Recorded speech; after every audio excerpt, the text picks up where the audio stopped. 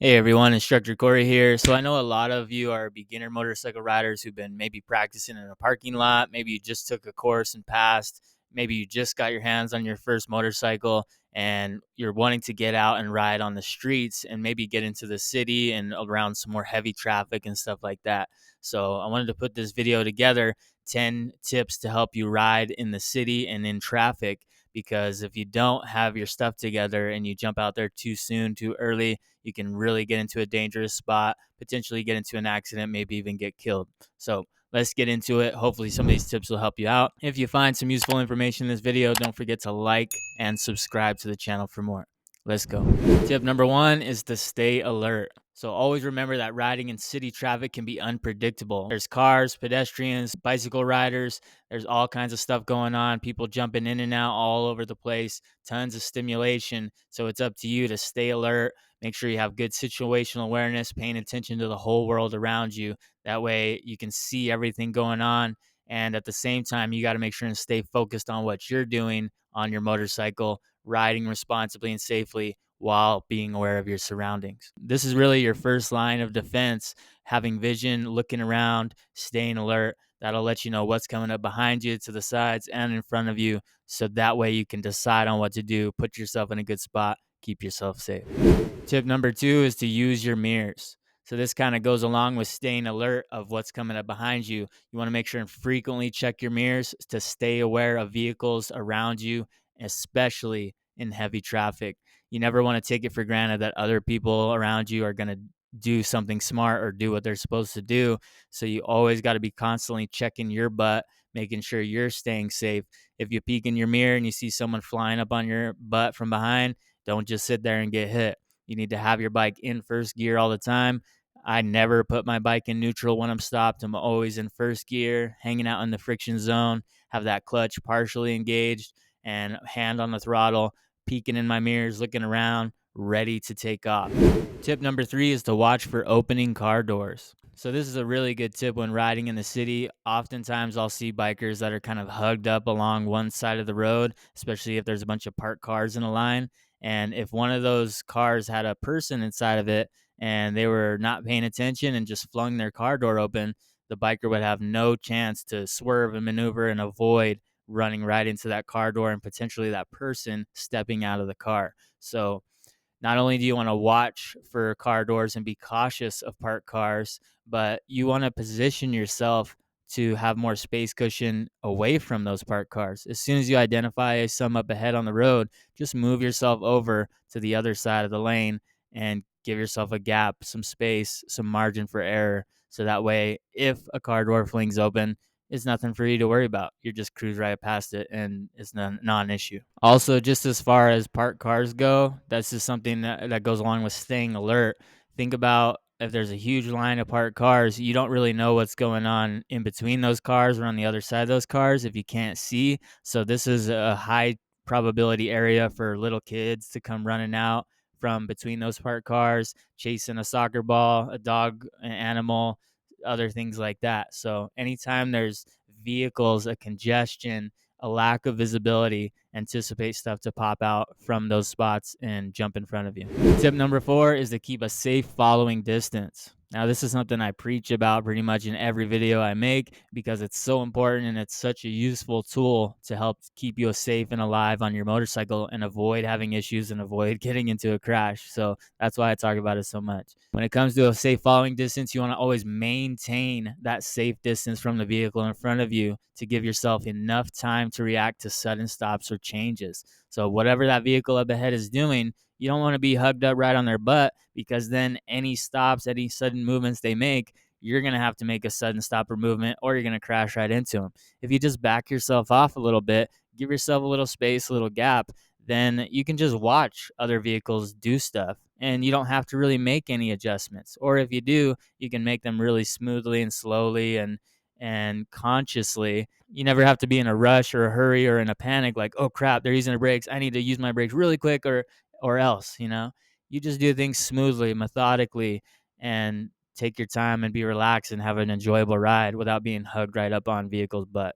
Now, another little thing I want to throw in here is that even though you're keeping a safe following distance up ahead of you, you're probably not going to get that same treatment behind you, right? So that's why it's important to check those mirrors. That car behind you is probably going to be hugged up right on your butt, practically touching the rear tire of your motorcycle with their front bumper, right? So that's why it's even more important to have that space cushion ahead, because if you notice that vehicle behind you isn't giving you any room, or maybe they're not paying attention and maybe they're making sudden braking maneuvers and stuff like that, that's all the more reason you need to have some extra space in front of you to get away from them if need be. So you notice that car in your mirror, they're locking up their brakes, they're skidding, they're about to hit you from behind. Good thing you had that gap in front of you. Now you can shoot yourself up there and have an escape route and get out of the way and not get rear-ended. So it works both ways. Don't expect any space cushion or following distance from other people, but make sure you always have some. All right, tip number 5 is to stay visible. So the first 4 tips, we're kind of focusing on what we can do, staying alert, looking around, having space cushioning and lane positioning. That's all good stuff. Now, kind of going hand in hand with that, we want to make sure other motorists see us. That'll help keep us safe as well. So wear things like those bright and reflective clothing, or that material on your clothing. A lot of motorcycle gear these days has like a reflective stripe going down it somewhere, and that'll really help you pop out, especially at nighttime when headlights are lighting up your clothes. It's also a really good idea to use your headlights, especially during the day. Now, most motorcycles by default, as soon as you turn the ignition key on, that low beam is coming on, and then you can kick up your high beam if need be. I personally ride with my high beam on during the day every single time I ride. It's just making my headlight that much brighter, giving me that much more visibility for other people to glance and see this bright light coming down the street. I'm not worried about blinding people, stuff like that.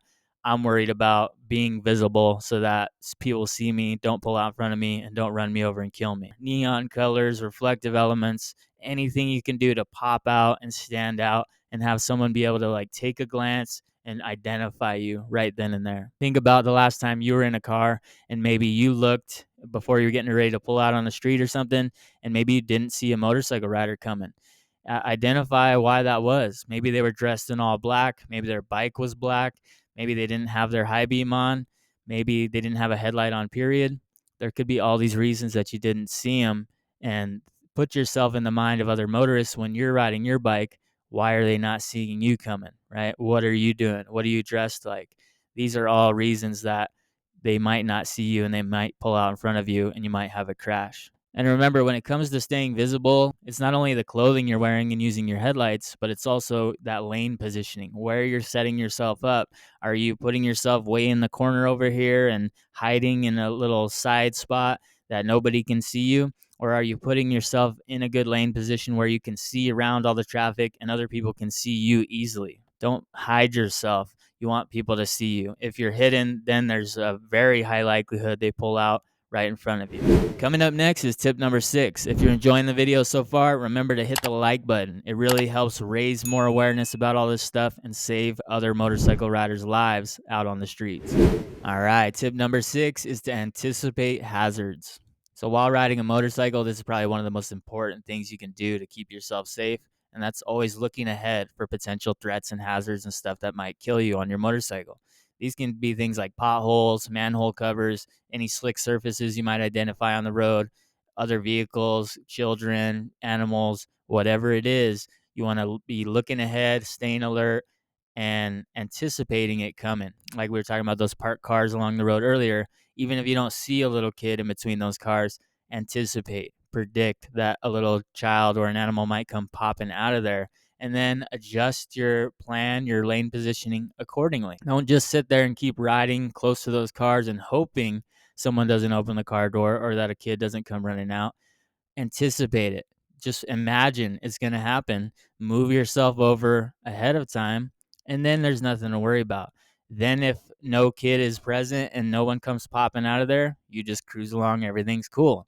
But if a kid does come popping out of there, somebody opens the car door, you just keep cruising along. Everything's cool because you predicted it, because you adjusted yourself, and then you have nothing to worry about. Ride like that all the time, anticipating threats and hazards, predicting they're going to show up even when they're not visible, and you're going to be so much safer on your bike and probably live so much longer riding a motorcycle and having fun, feeling safe and confident. All right, tip number 7 is lane positioning. We've touched on this one a little bit already, but here's a couple more things to consider.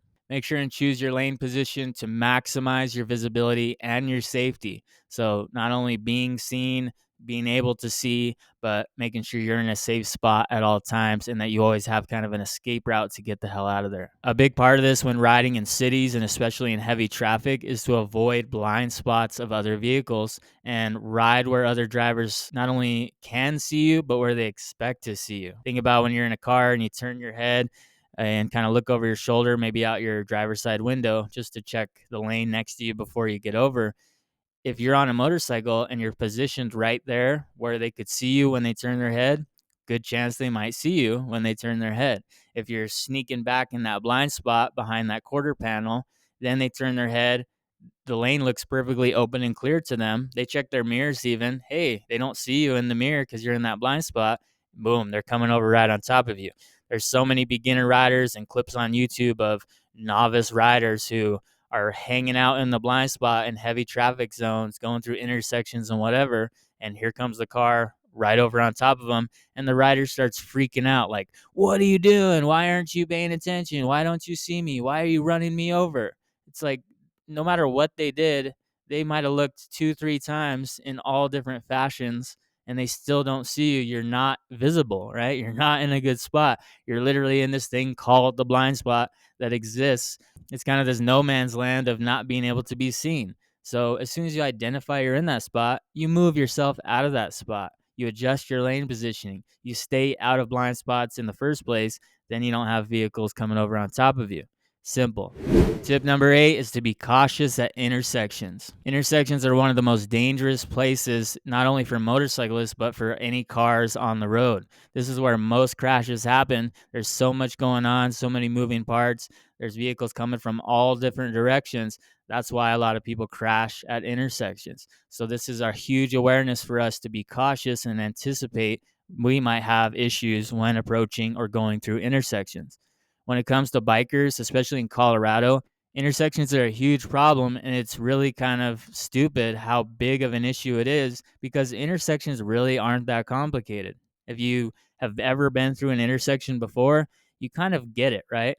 There's usually 4 directions of travel. There's usually vehicles coming from all 4 of those directions. There's maybe a stoplight that has a red light and a green light. There's not a big mystery when it comes to intersections. The big mystery is why are so many bikers stupid and not being aware when they're heading towards an intersection or riding through one that those hazards exist, that those other vehicles are going to potentially cut in front of you.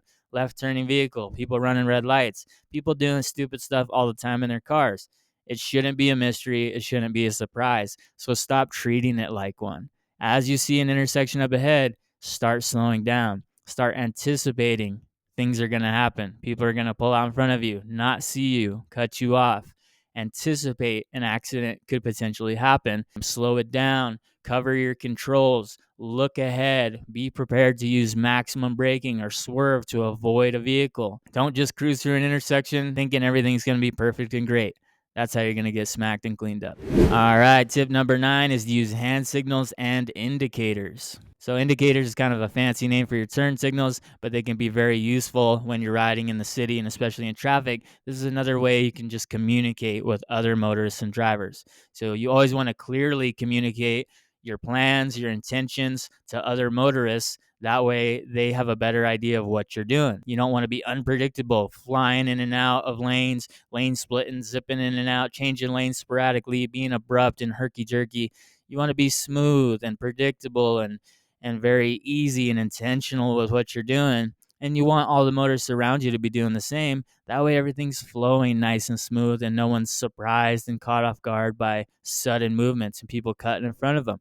That's how accidents happen. Anytime you have the chance to use your signals, indicate you're making a lane change, maybe flashing your brake lights prior to slowing down or coming to a stop to alert the driver behind you of what you're planning to do. Just little things like that can help communicate, right? Communication is so important and key for just talking to the people around you without saying a word, right? And you can do that with those signals. Maybe you can even rely on hand signals when you get a little more experience riding your bike. As a beginner, I highly advocate for you to keep your hands on your grips and near your controls. That way you can maneuver and potentially save your life if need be. But once you get some more experience and you're a little more confident and have some skills, then it's okay to maybe add in some hand signals here and there once in a while. Maybe bring your hand up and give a wave, or allow somebody to have the right of way, go ahead, whatever it is. When you're starting out, try and work on those signals that your bike has in place and keep your hands on your grips. And last but not least is tip number 10, watch for pedestrians. Now, if you notice, we already kind of touched on all this stuff in tip number 1, which was staying alert.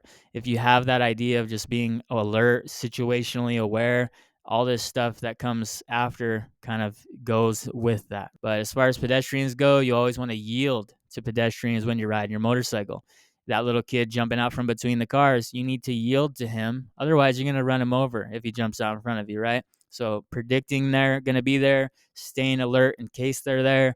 If you see them, yield to them. Don't run somebody over. It could be your mom that wants to bake you some cookies later on, right? If you run her over, then you're not going to get some cookies. Be alert, yield to pedestrians, and make sure you're extra cautious in areas with high foot traffic. Intersections, crosswalks, narrow passages in city streets. If you see any people walking on the sidewalks or hanging out on front porches or stoops or whatever, anytime you see people, as soon as you see just one person, start anticipating there might be more. If you're passing through a school zone, you see a bunch of kids walking around in a crossing guard. Don't just keep zooming through there on your motorcycle thinking that you're the queen or the king and have the right of way. You want to anticipate there's people. People might step out in the street. People might make a mistake. Somebody might trip and fall, and you need to be yielding and being safe and taking your time so that everybody can get along with their day and have a good time and be happy and healthy and safe. Courtesy is another big part of this, right?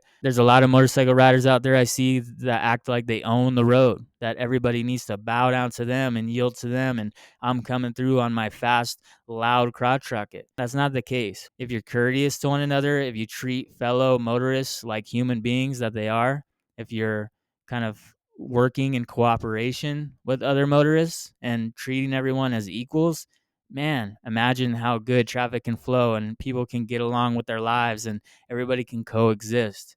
If you're this arrogant, egotistical butthead and you're flying around on your motorcycle, flipping everybody off, and you're doing everything perfectly and everyone else is screwing up, that's a big red flag. That should tell you right there that you are the issue. You are the problem. You need to make an adjustment. If everyone else can coexist and you're constantly having issues, you should park your motorcycle, take a look in the mirror, and think about your life decisions. Don't be a butthead.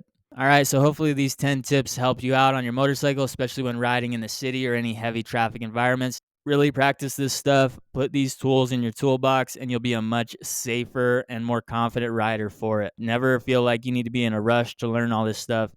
Take your time, develop these skills, work on these tips, and work your way up slowly and gradually until you feel safe and confident doing all this stuff. Eventually, if you follow these tips and really take it seriously and put the time and the work in, this will all become second nature. If you watch any of my videos where I'm just cruising around, I really never have any issues because I'm putting all these tips into practice. I'm staying alert, using good space cushioning, lane positioning. I'm nice and visible. I'm anticipating all the hazards. I'm looking out for people. I'm being cooperative and courteous to other motorists. And man, when I ride a motorcycle, it is a blast and it is a breeze. Okay. And I'm safe and I'm feeling good. So that's what I want for you. So follow these tips and you can do it too. If this information was useful, remember to hit the like button, subscribe to the channel, share this video with someone else who rides who could benefit from this information, and let's all make the roads safer together. And if you have any additional tips that you like for the city streets or heavy traffic, make sure and leave them in the comments. Thanks for watching. See you in the next one.